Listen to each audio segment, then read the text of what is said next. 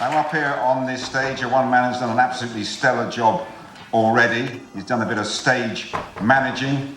He's sorted out all the photos. I've never known someone ask people so often, "Who are you, by the way?" There's no need for me to say, "Who are you?" because I'd like to welcome him to the stage right now, the Right Honourable Michael Portillo.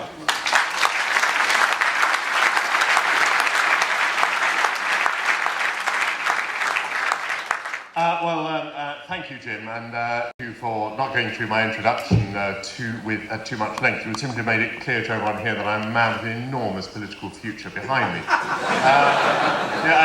You didn't, however, make clear, the highest offices that I enjoyed in public life. The highest office of all that I held was I was at one time a future Prime Minister.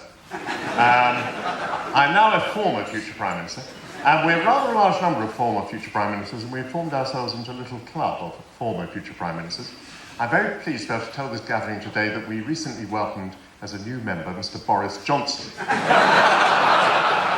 I'm glad you share my joy over that one. Boris, who recently told us that Brexit means Brexit and we're going to make a Titanic success of it.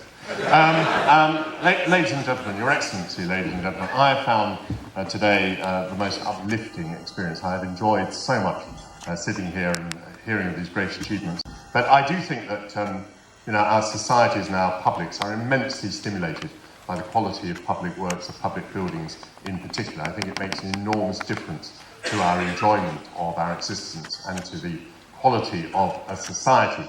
And I've had the opportunity, particularly recently with my travel programmes, of visiting some of the most outstanding stone edifices that have been created in history.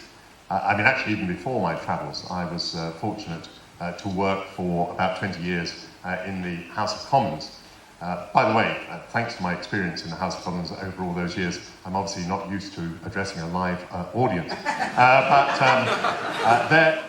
I recently acquired a house near Seville in a town called Carmona, and during the course of the restoration of that house, I found hidden behind plasterwork 3 Arab arches, which must be from pre-1247, because that's when the Moors left that part.